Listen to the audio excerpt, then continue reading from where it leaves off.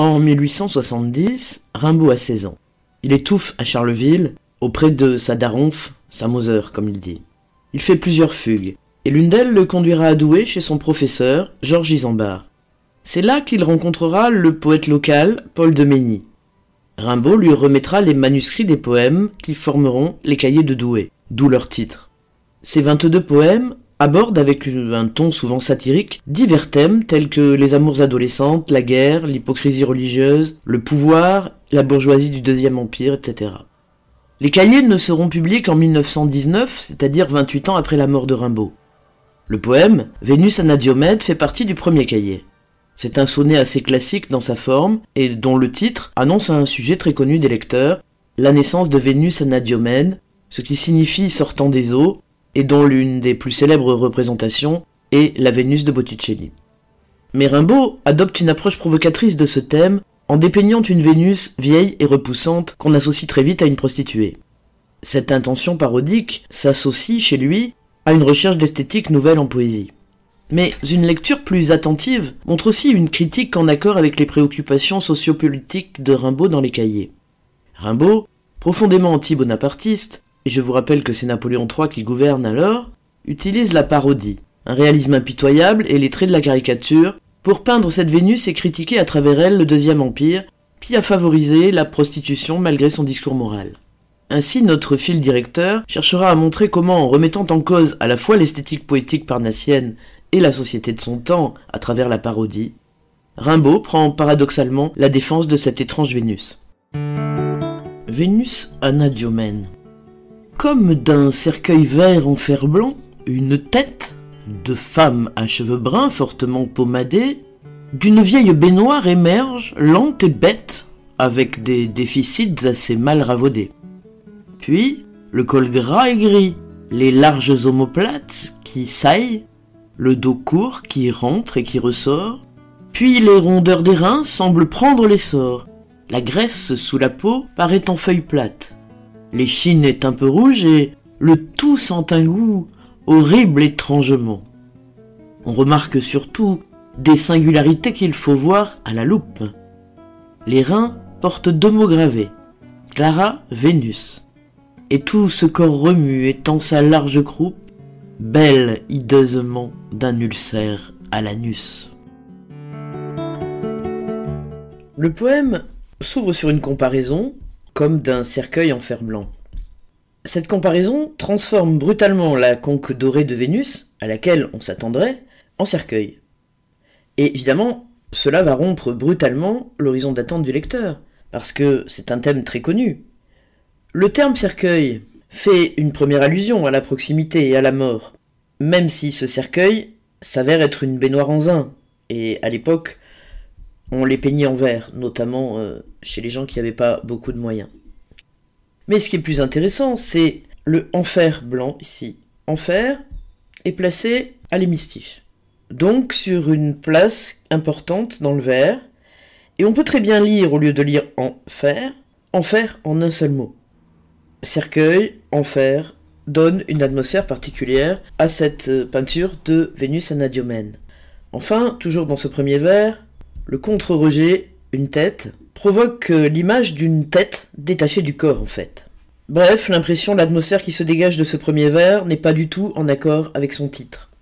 Femme à cheveux bruns est aussi déceptif parce que, là aussi, on a la représentation habituelle de Vénus en femme blonde, parce que dans la littérature, et encore au XIXe siècle, et dans la peinture, les femmes brunes sont généralement celles qui incarnent le mal, alors que les blondes incarnent douceur et féminité. Ici, non seulement on a des cheveux bruns, mais ils sont fortement pommadés. Pommadés indique que cette Vénus tente de cacher par des soins maladroits soit ses poux, soit une calvitie. Et l'adverbe fortement insiste justement sur la quantité et sur donc les dégâts qui sont à réparer. D'une vieille baignoire émerge lente et bête. Vieille baignoire vient évidemment rappeler la dégradation. C'est celle de la baignoire, mais c'est aussi celle de la femme. Lente et bête suggère à la fois l'animalité, avec bête, et aussi l'idée d'une déficience intellectuelle. D'autant que l'adjectif bête, ici, rime avec tête. En même temps, comment pourrait-il en être autrement? Cette femme est une prostituée. Elle n'a pas bénéficié d'instruction. Dans son métier, elle n'a pas fréquenté l'univers culturel. Elle est probablement illettrée et n'a pas choisi sa vie. Et en le signalant, Rimbaud ne l'accable pas, mais il dénonce une situation bien réelle.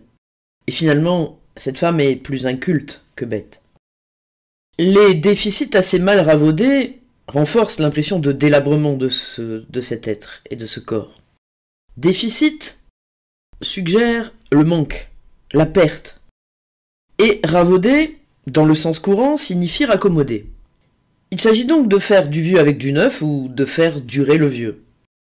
Mais dans la région où vit Rimbaud, le mot ravaud, R-A-V-A-U, comme ravauder, signifie rabais.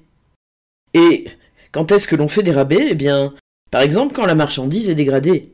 Et ici, la marchandise est dégradée parce que même les réparations n'ont pas suffi, assez mal nous l'indique. On peut en déduire donc que cette prostituée travaille au rabais compte tenu de son état de délabrement. On ne parle plus ici d'une femme, mais plutôt d'une marchandise, d'un objet. Et on voit que la jeunesse de Vénus s'est métamorphosée en vieillesse et en décrépitude. Il n'y a pas d'empathie ici, mais le regard est-il celui de Rimbaud? La suite du poème pourra nous en faire douter. Le deuxième quatrain poursuit la description, et on peut considérer que tout au long du poème, la femme est animalisée. Ici, par exemple, le mot « col » est normalement réservé aux animaux, pas aux humains. Le mot remplace « cou ». Les larges omoplates aussi, et donnent plutôt une image bestiale. Quant au col gras et gris, les deux adjectifs ici ne suggèrent pas du tout l'image que le lecteur a de Vénus. Gras et gris suggèrent la saleté, la crasse, mais aussi d'une certaine façon, notamment avec gris, la couleur de la maladie, voire du cadavre. Et cette description est rendue encore plus désagréable à l'oreille par l'allitération en G, plus le col gras et gris, les larges omoplates. Ces omoplates, elles saillent. Qui saille est placé en rejet et fait visuellement ressortir les omoplates. Elles saillent littéralement du vers précédent puisqu'elles sont ici en rejet. Le dos court qui rentre et qui ressort donne à ce corps, donne l'impression que ce corps se meut seul avec ses deux relatives et surtout avec le fait que le sujet du verbe ici, c'est le dos. Donc on dirait que le dos se meut seul. D'ailleurs, comme au vérin, quand la tête émerge de la baignoire. Puis les rondeurs des reins, etc. Qui saillent et rondeurs s'opposent. Ils donnent l'image d'un corps disharmonieux, en fait. Et la rondeur des reins est aussitôt démentie par l'image négative semble prendre l'essor. C'est-à-dire, là aussi, donne l'impression de se mouvoir seul. La graisse sous la peau paraît en feuilles plates. Ici, on a une espèce d'observation anatomique. Et ça donne un peu l'impression d'une dissection par un médecin légiste. Parce que d'abord, on va sous la peau, et les feuilles plates, comme si on avait découpé le corps et observé à l'intérieur. Il faudrait remarquer ici que le système de rime, qui devait être identique dans les deux quatrains, ne l'est pas. Parce que dans le premier quatrain, vous avez tête bête, pommadé, ravaudé, et dans le deuxième, vous avez omoplate, plate, essor, ressort, donc il n'y a pas d'accord des rimes entre ces deux quatrains, et c'est une liberté que prend Rimbaud, même s'il n'est pas le seul à le faire. L'échine est un peu rouge, et le tout sent un goût. L'échine, à nouveau, même si elle peut désigner le dos humain, est le plus souvent employée pour l'animal. Et l'adjectif rouge peut faire penser à un corps d'animal suspendu dans un abattoir. Et le tout sent un goût produit une étrange synesthésie. C'est une synesthésie répugnante. Cette Vénus sort du bain et elle est toujours sale. L'association ici entre la saveur et l'odeur insiste sur l'impression générale de dégoût, de répugnance qui se dégage de la vieille prostituée. D'où l'adverbe tout. C'est tout son être qui est répugnant. L'expression horrible étrangement est en rejet. Et la place de l'adverbe postposé ici renforce l'idée d'étrangeté, de bizarrerie, qu'on retrouvera dans les singularités après. On remarque, pose question, parce qu'on peut s'interroger sur cet observateur indéfini, on. La formule est assez froide, médicale. On dirait en fait le ton d'un rapport à nouveau de médecin légiste. Il n'y a pas ici de jeu lyrique, pas de sentiment, pas d'empathie. C'est juste une observation froide. On peut ici se demander si c'est une influence parnassienne ou plutôt une critique de la poésie parnassienne. Des singularités est au pluriel, et ici ce mot signifie justement singulier, c'est-à-dire rare, bizarre. Des singularités, ce sont des choses bizarres. Et bien sûr, ce mot fait écho à l'adverbe étrangement qu'on a juste au-dessus. Ces singularités, il faut les voir à la loupe. Il faut. Donc le propos exige de la part du lecteur une attention redoublée à de petits détails, de petits indices, qui vont permettre de bien interpréter le poème. Ce qu'il faut voir à la loupe peut s'interpréter de plusieurs façons. D'abord, on pense spontanément à un grossissement, parce que c'est le premier rôle d'une loupe. Et là, dans ce cas, ce serait une sorte de caricature. Comme si la loupe que le lecteur va prendre crée elle-même la déformation, la distorsion. Ensuite, l'usage de la loupe donne l'impression d'une expérimentation, d'une observation scientifique. Au XIXe siècle, la loupe, c'est l'outil des médecins légistes.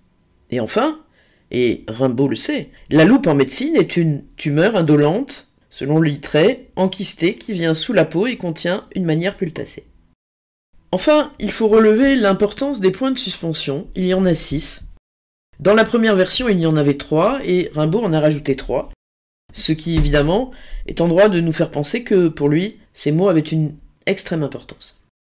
Les reins portent 2 mots gravés Clara Vénus. Les mots gravés sont évidemment des tatouages. Mais à l'époque, on pratique le tatouage uniquement dans certains milieux, et notamment chez les prostituées, parce que c'était pour elles un moyen d'exprimer la force de leurs sentiments vis-à-vis de leurs souteneurs. Ça peut surprendre, mais c'est comme ça. La plupart du temps, ces tatouages étaient mal faits, et la plupart du temps surtout, le tatouage donnait les initiales de l'amant sur l'avant-bras, suivi des abréviations PLV, c'est-à-dire pour la vie. Rimbaud insiste donc sur la référence sociale du tatouage, mais il la déforme, la détourne, en proposant justement un tatouage qui, par sa place, les reins, et son propos, Clara Vénus, est en décalage complet avec la situation de cette prostituée. Et c'est comme ça, c'est en ce sens qu'il devient provocateur. L'expression Clara Vénus fait référence à un adjectif qu'on associait au nom de personnes célèbres et de dieux chez les Romains, Clara signifiant illustre. Cette inscription suppose donc une connaissance culturelle que n'a pas la tête bête et lente que nous avions en début de sonnet. Ce n'est ni l'idée de la prostituée donc, ni celle de son souteneur. Mais alors qui en est l'auteur? Eh bien, il faut chercher l'homme qui en est responsable. Et comme ça ne peut pas être le souteneur, eh bien, c'est un client, c'est-à-dire un homme cultivé, un bourgeois. Il a marqué sa prostituée comme on marque une bête, mais avec sa culture à lui. Alors, par le passé, l'association de l'expression Clara Vénus et la beauté de la jeune prostituée pouvait s'accorder. Mais là, ce n'est plus le cas. Ce qu'il reste, c'est juste une ironie tragique, une plaisanterie sordide, comme on voudra. C'est l'ancien désir de l'homme qui est écrit là, pas celui de la femme. Et par ce biais, on peut considérer que Rimbaud dénonce violemment l'exploitation des femmes, le mépris qu'a cette société bien pensante pour les femmes du XIXe. Il y a donc bien une dimension morale dans ce sonnet, et pas seulement esthétique. Ici, le tiret marque une rupture. La femme, en fait, est réduite à ce corps. Nous l'avons déjà vu, mais à nouveau, ce corps est le sujet du verbe remuer, étendre. En fait, cette femme est réduite à ce corps, elle est privée de vie intellectuelle, spirituelle. Elle n'a été, sa vie durant, qu'un objet, qu'un corps. Et tout ce corps rappelle aussi le tout sans un goût, c'est-à-dire que, ici, le tout réduit la femme à cela, comme tout à l'heure, tout son corps était réduit à la puanteur et à la laideur. Remue étant sa large croupe, d'abord croupe fait à nouveau référence à l'animalité, parce que la croupe, c'est la partie postérieure d'un cheval. Et puis cette expression provoque l'image d'un mouvement disgracieux, voire vulgaire et sexualisé.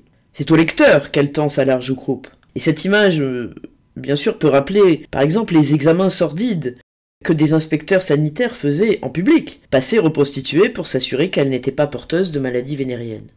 L'animalisation est toujours présente. Pour l'examen approfondi, on a le spéculum pour les médecins et la loupe pour le lecteur. Et c'est bien une analyse approfondie de cette Vénus que nous demande de faire Rimbaud pour comprendre justement en quoi elle est une victime aussi. Le dernier vers du dernier tercet, la chute du poème, est évidemment très provocatrice. D'abord, belle hideusement est un oxymore très baudelairien. On y retrouve cette ambiguïté qui faisait dire à Baudelaire « le beau est toujours bizarre ». Rimbaud était un grand admirateur de Baudelaire, et il joue un peu aussi avec cette esthétique du lait. Mais il signale aussi par là que cette Vénus, désirée par les hommes, incarne la souillure de la femme du peuple par l'homme. Et tous les efforts qu'elle fait pour s'en laver sont totalement inefficaces. Ici, Vénus est vraisemblablement victime d'une infection vénérienne, et je vous rappelle que vénérienne vient justement de Vénus. C'est le nom de la déesse de l'amour, mais la définition de vénérien, c'est celui qui est soumis à Vénus, qui a des mœurs dissolues. Cette Vénus anadyomène ne surgit pas des flots, mais des bas-fonds de la société. Et à travers elle, Rimbaud suggère la violence des rapports hommes-femmes, mais aussi la violence des rapports entre les classes sociales. La maladie vénérienne, dont souffre cette Vénus, est un symptôme de la maladie sociale. Enfin, la rime Vénus-anus est bien sûr une provocation, mais précisons que en latin, anus signifie vieille femme. La trivialité s'oppose donc dans ce poème à la noblesse du thème. Ainsi, Vénus anadyomène est une parodie d'un topos littéraire et pictural, et une prise de distance vis-à-vis de la poésie des Parnassiens. Mais le poème est aussi un sonnet de combat, de dénonciation. À travers le tatouage et l'ulcère, il faut voir les symboles d'une société malade et le refus des Parnassiens de prendre en compte la vie réelle pour lui préférer la représentation d'un éternel féminin qui en réalité trahit la femme et la beauté. Enfin, selon Rimbaud du moins. La caricature ici, comme souvent d'ailleurs, est au service de la victime et ne fait pas son procès. La Vénus de Rimbaud est une métaphore du Second Empire, de ses injustices sociales, de son hypocrisie. Vénus anadyomène est un poème fait par un jeune homme de 16 ans, mais c'est un poème politique sur la dégradation de la femme et de la France.